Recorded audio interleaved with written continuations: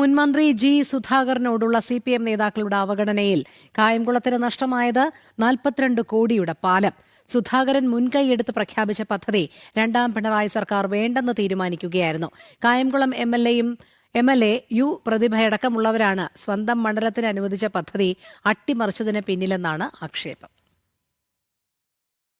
കായംകുളം നഗരത്തെയും ദേവികുളങ്ങര പഞ്ചായത്തിനെയും ബന്ധിപ്പിച്ച് കായംകുളം കായലിന് കുറുകെ നിർമ്മിക്കുന്ന പാലത്തിനാണ് 42 കോടി രൂപ 2017-18 വർഷത്തെ ബഡ്ജറ്റിൽ പ്രഖ്യാപിച്ചത്. അന്ന് പൊതുമരാമത്ത് മന്ത്രിയായിരുന്ന ജി സുധാകരൻ മുൻകൈയെടുത്തായിരുന്നു പാലത്തിനായുള്ള പദ്ധതി തയ്യാറാക്കിയത്. എന്നാൽ മണ്ണ് പരിശോധനയടക്കം പൂർത്തിയാക്കിയ ശേഷം പദ്ധതി അട്ടിമറിക്കുകയായിരുന്നു. ബഹുമാനപ്പെട്ട ജി സുധാകരൻ പൊതുമരാമത്ത് മന്ത്രിയായിരുന്നപ്പോൾ ഈ പ്രദേശത്തെ പാലത്തിന് വേണ്ടി 42 കോടി രൂപ അനുവദിച്ചു. അത് അനുവദിച്ചത് മാത്രമല്ല, ഈ പാലം യാഥാർത്ഥ്യമാക്കുവാൻ വേണ്ടി ഇവിടെ മണ്ണ് പരിശോധനയും ഇവിടെ ട്രാഫിക് പഠനങ്ങളും എല്ലാം പൂർത്തീകരിച്ചതിന് ശേഷം ഇത് യാഥാർത്ഥ്യമാകുന്ന പ്രതീക്ഷയിരുന്നപ്പോഴാണ് ബഹുമാനപ്പെട്ട അഡ്വക്കേറ്റ് യു പ്രതിഭ ഈ പാലത്തെ അട്ടിമറിക്കുകയാണ് ഉണ്ടായിരിക്കുന്നത്. ഈ പാലത്തിനെ അട്ടിമറിച്ചുകൊണ്ട് ജി സുധാകരൻ്റെ വലിയ ഒരു പ്രതീക്ഷയായിരുന്നു ഈ പാലം. ആ പ്രതീക്ഷ ജി സുധാകരൻ്റെ സ്വപ്നത്തെ തകർക്കുന്ന ആ ഒരു നടപടിയാണ് ബഹുമാനപ്പെട്ട കായംകുളത്തിൻ്റെ MLA യു പ്രതിഭയുടെ ഭാഗത്തു നിന്നുണ്ടായിരിക്കുന്നത്. പാലം യാഥാർത്ഥ്യമായിരുന്നേൽ ഓച്ചിറ ഭാഗത്തു നിന്നും ഹരിപ്പാട് തോട്ടപ്പള്ളി ഭാഗം വരെ ദേശീയപാതയ്ക്ക് സമാന്തരമായ പാത യാഥാർത്ഥ്യമായേനെ.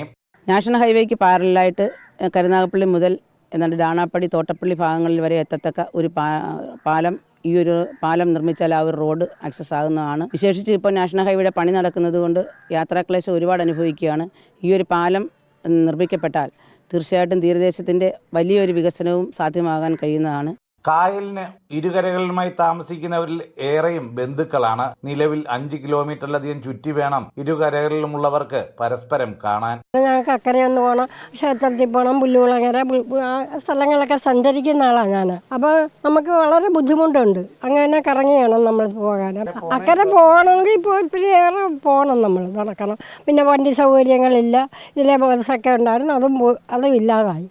അപ്പോൾ പിന്നെ നമുക്ക് എത്രയും പെട്ടെന്ന് നമുക്ക് ഈ പാലം വരണമെന്നാണ് ഞങ്ങളുടെ എല്ലാവരുടെയും അഭിപ്രായം. സ്ഥലം MLA തന്നെ പദ്ധതി അട്ടിമറിച്ചത് മുൻമന്ത്രി ജി സുധാകരനുള്ള അവഗണനയുടെ ഭാഗമാണെന്നാണ് ആക്ഷേപം.